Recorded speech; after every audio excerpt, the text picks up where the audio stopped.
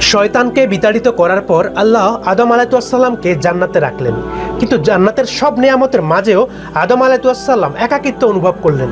তখন আল্লাহ হাওয়া আলাইহিসসালামকে সৃষ্টি করলেন।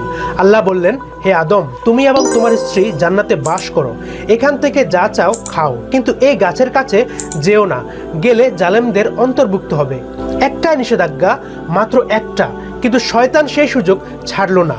সে আসলো ফিসফিস করে বলল, আল্লাহ তোমাদের এই গাছের কাছে যেতে শুধু এই কারণে নিষেধ করেছেন যাতে তোমরা ফেরেশতা না হয়ে যাও অথবা চিরকাল বেঁচে না থাকো।